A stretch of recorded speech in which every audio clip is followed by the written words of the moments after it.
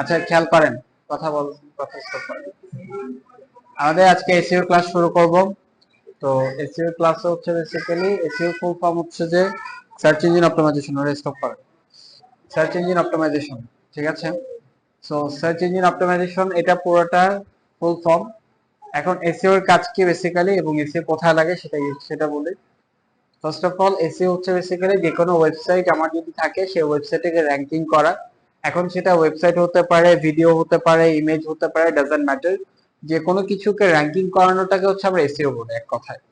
এখন এসইও এর মধ্যে আবার 3 টাইপস আছে, এটা আমি একবার বলছিলাম, দেখে বলেন তো মনে আছে নাকি? এসইও 3টা ফরম্যাট বলছিলাম, প্রিভিয়াস খাতা বের করেন।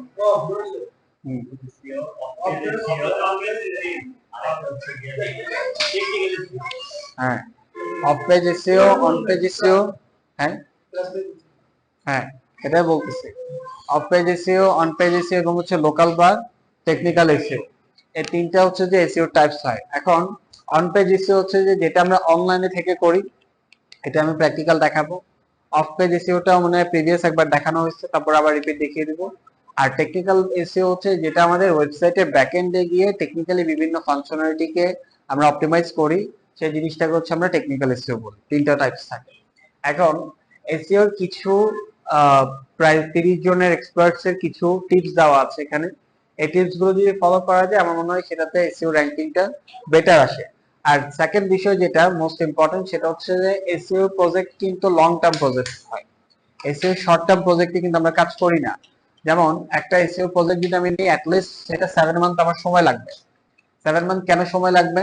বিকজ একটা ওয়েবসাইট রাতারাতি কখনো র্যাঙ্ক করা পসিবল হয় না। এবং এটার মধ্যে আমাদের ব্যাকএন্ডে এসইও দেখতে যতটা সিম্পল লাগে, ব্যাকএন্ডে এটার প্রতি প্রচুর হার্ড ওয়ার্কিং করতে হয়। এটার কিওয়ার্ড রিসার্চ করা থেকে শুরু করে, কন্টেন্ট অপটিমাইজেশন থেকে শুরু করে, এর পরবর্তীতে ওয়েবসাইটের যতগুলো বাগ আছে সেগুলো ফিক্স করতে হয়। বাগ মানে বুঝেন? মানে যতগুলো প্রবলেম আছে, আমরা টেকনিক্যাল ভাষায় এটাকে বাগ বলি। যতগুলো বাগ আছে সেগুলোকে ফিক্স করা, এই সমস্ত বিষয়টাকে যখন আমরা কাজ করি তখন এটা অ্যাটলিস্ট 7 to 8 মান্থ লেগে যায় একটা ওয়েবসাইটকে র্যাঙ্কিং করাতে। সেটাও ডিপেন্ড করে কম্পিটিটরের উপরে ভিত্তি করে। এখন ফার্স্টে আমি যদি কয়েকটা টিপস এখানে শেয়ার করি, এর পরবর্তীতে আমরা সেটাকে ইয়াতে যাবো, সামনে যাবো। ফার্স্টে learn by doing and testing. আমরা ফার্স্টে হচ্ছে টেস্ট করি বা হচ্ছে যে আমরা দেখি যে এটাকে কিভাবে আমরা ইয়া করবো। এর পরবর্তীতে রাইট হাই কোয়ালিটি কন্টেন্ট, এই জিনিসটা একটু ম্যাটার করে। হাই কোয়ালিটি কন্টেন্ট, ওয়েবসাইট কিন্তু মাল্টিপল টাইপস এর ওয়েবসাইট আছে। আমি কিন্তু এর আগে ক্লাসে মনে হয় দেখাইছিলাম, প্রায় 21 থেকে 22টা টাইপস এর ওয়েবসাইট আছে, দেখাইছিলাম। একজনে হ্যাঁ বলেন, একজন না বলেন, আমি কোনটা বুঝতাম না, দেখানো হয়নি।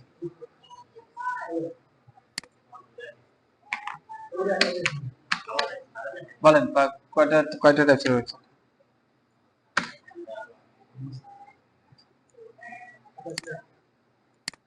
আরো থাকে, 27টা দেওয়া আছে।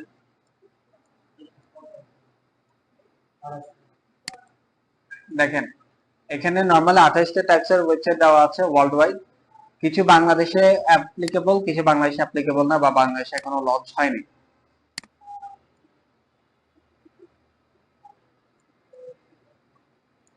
এগুলো হচ্ছে ওয়েবসাইটের টাইপস।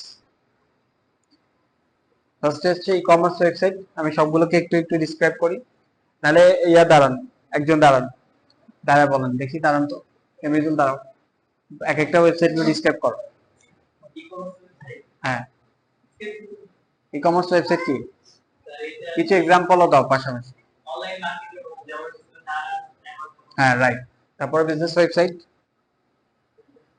বিজনেস ওয়েবসাইট হচ্ছে বেসিক্যালি যে বিজনেস গুলো তাদের পার্সোনাল বিজনেস প্রমোট করার জন্য বা হচ্ছে তাদের ওয়েবসাইটে গিয়ে তাদের বিজনেস সম্পর্কে জানার জন্য যে ওয়েবসাইটটা ক্রিয়েট করে সেটা বিজনেস ওয়েবসাইট। তারপরে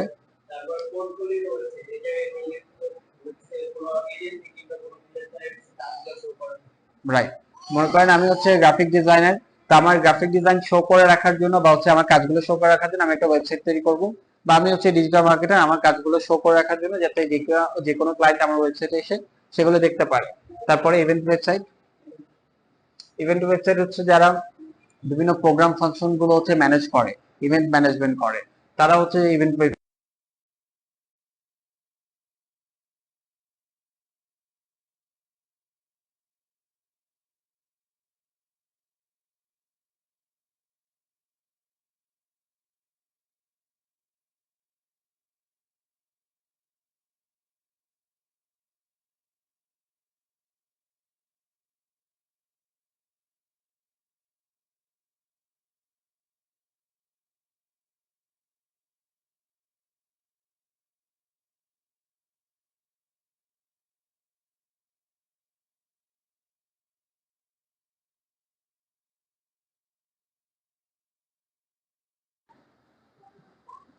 হ্যাঁ, তারপরে নন প্রফিট ওয়েবসাইটের মধ্যে কোনটা পড়ে?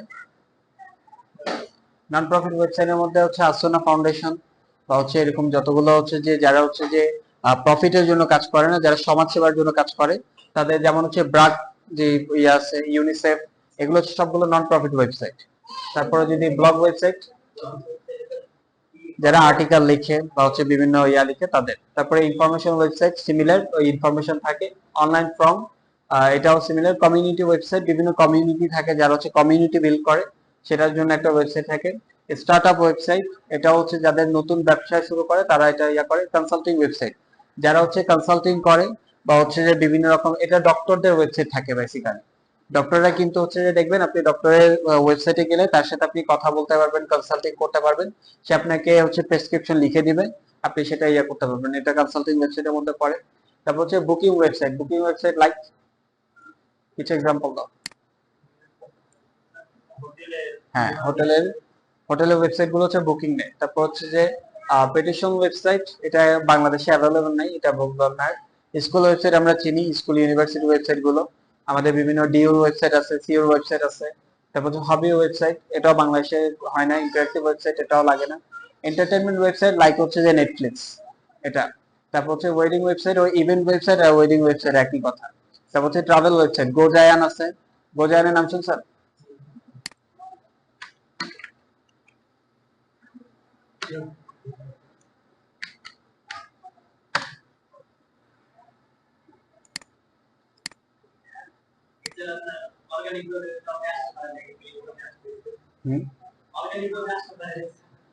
হ্যাঁ, এই দেখেন, এটা হচ্ছে যে ওই গোজায়ান, এটা হচ্ছে ট্রাভেল ওয়েবসাইট। এটা হচ্ছে আপনার ভিসা করে দিবে, ইয়া করে দিবে, আপনি কোন কোন লোকেশনে ঘুরতে চান, এভরিথিং আপনি এখান থেকে কি করতে পারবেন, ম্যানেজ করতে পারবেন। এটা ট্রাভেল করার জন্য যা যা প্রয়োজন সবকিছু আপনাকে এখান থেকে দিবে। আপনি কোন কোন জায়গায় ট্রাভেল করবেন, ধরেন আমি সাজেক যাব, সাজেক যাওয়ার জন্য আমার কত টাকা পার পার্সন খরচ পড়বে, তারপর হচ্ছে যে কতদিন থাকবো, কয়জন পিপল যেতে পারবে সর্বোচ্চ, তারপর কোন হোটেলে থাকবো, এভরিথিং এখান থেকে কি করবে, 1 নাইট 2 ডেজ। হ্যাঁ, তাদের কি ইনফরমেশন আছে সবগুলো এখান থেকে দেখতে পারবেন, ঠিক আছে। এর পরবর্তীতে last director website, landing page website. Landing page website চিনেন? একটা প্রোডাক্ট সম্পর্কে হচ্ছে সেখানে পুরো পেজটা থাকবে, ওখানে অন্য কোনো কথা থাকবে না। তারপর হচ্ছে news and magazine website like প্রথম আলো, তারপর হচ্ছে যে কালবেলা, এরকম সামথিং। মেমোরিয়াল ওয়েবসাইট বা ম্যাট্রিমোনিয়াল ওয়েবসাইট, ম্যাট্রিমোনিয়াল ওয়েবসাইট চিনেন? বা আপনি তো বুঝেন। ম্যাট্রিমোনিয়াল ওয়েবসাইট মানে বিয়ের যে ওয়েবসাইট গুলো আছে, যেমন শাদী.com বা ইয়াগুলো। এরপর হচ্ছে সাবস্ক্রিপশন ওয়েবসাইট, সিমিলার। আবার তারপর হচ্ছে kid friendly website. Kid friendly হচ্ছে যে বাচ্চাদের যে ওয়েবসাইট গুলো থাকে বা গেমস রিলেটেড এগুলো। Thank you. এর পরবর্তীতে সো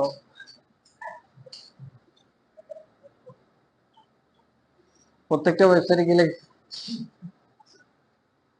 কি বলবো বলেন, এখন বাচ্চা। এর পরবর্তীতে সো হচ্ছে প্রত্যেকটা ওয়েবসাইটে আপনি যাবেন, একটা কন্টেন্ট দেখবেন, সেখানে আমরা হাই কোয়ালিটি কন্টেন্ট। এখন কন্টেন্ট তো কন্টেন্ট হয়, যে কোনো লেখা, ইমেজ, এগুলোকে কন্টেন্ট বলি আমরা। হাই কোয়ালিটি আবার কি হয়? হাই কোয়ালিটি হচ্ছে বেসিক্যালি এটা আমরা যখন আমরা প্রপার এসইও করি সেটাকে আমরা হাই কোয়ালিটি কন্টেন্ট বলি। এটা আমি পুরোটা ডিসক্রাইব করব। এর পরবর্তীতে হচ্ছে যে work with the existing content, আমাদের এক্সিস্টিং যে কন্টেন্ট গুলো বর্তমানে আমরা আপলোড করছি সেটাকে নিয়ে আমরা কাজ করি। তার পরবর্তী হচ্ছে ডু প্রপার ইন্টারনাল লিঙ্কিং। আমাদের লিঙ্ক কিন্তু দুই প্রকার হয়, বলছিলাম না? মানে হচ্ছে যে আমরা যে লিঙ্ক গুলো ইয়া করি ওগুলো যে দুই প্রকার হয়, একটা হচ্ছে ইন্টারনাল লিঙ্ক আর একটা হচ্ছে এক্সটার্নাল লিঙ্ক। বলছেন আমি?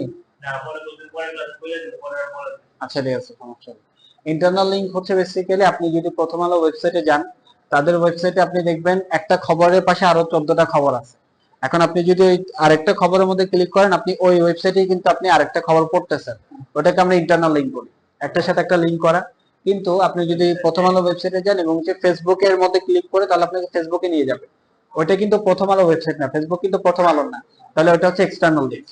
এটা আমরা ইন্টারনাল ব্লিডিং, এক্সটার্নাল ব্লিডিং থেকে আসে। ইন্টারনাল ব্লিডিং হচ্ছে আমাদের মস্তিষ্কে যে রক্তক্ষরণ হয়, সেটাকে আমরা ইন্টারনাল ব্লিডিং বলি। দেখবেন ডক্টররা বলবে যে ইন্টারনাল ব্লিডিং হচ্ছে, এটা মস্তিষ্কের রক্ত। আমি একবার বলছিলাম যে এই স্টুডেন্টটা বলছেন যে ইন্টারনাল লিঙ্ক মানে হচ্ছে যে দেখা যায় না, যেমন এই মস্তিষ্কের রক্তক্ষরণ দেখা যায় না, বলে স্যার আমি দেখছি তো। কেমনে জানে, আর কি বলবো। তো আর এক্সটার্নাল লিঙ্ক হচ্ছে আমাদের হাত কেটে গেলে এখন মনে করেন যে রক্তটা বের হবে সেটা হচ্ছে এক্সটার্নাল ব্লিডিং। এর পরবর্তীতে এখন বুঝতে পারছেন ইন্টারনাল লিঙ্ক এক্সটার্নাল।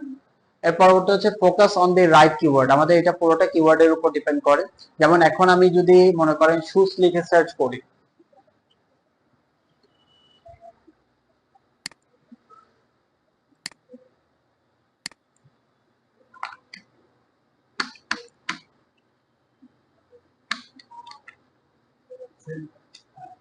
শুজ লিখে সার্চ করছি, ঠিক আছে,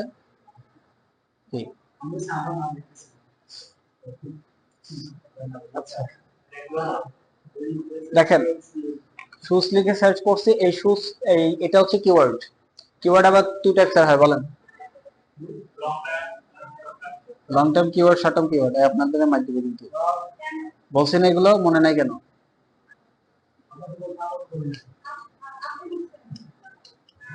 ওনাদেরকে পড়ায় না, আপনাদেরকে পড়াইছি। ও, একটা হচ্ছে লং টার্ম কিওয়ার্ড, একটা হচ্ছে short term keyword. Long term keyword কি, যেটা অনেক ডিসক্রাইব করে অনেক লম্বা করে আমরা লিখবো, সেটা হচ্ছে লং টার্ম। আর এই যে শুজ, এটা হচ্ছে যে শর্ট টার্ম কিওয়ার্ড। এখন আমি যে এই কিওয়ার্ডের যখন আমি সার্চ করছি, দেখেন আমি কোনো কোম্পানির নাম লিখে সার্চ করি না, বাটা লিখছি, অ্যাপেক্স লিখছি, কিছু লিখি নাই।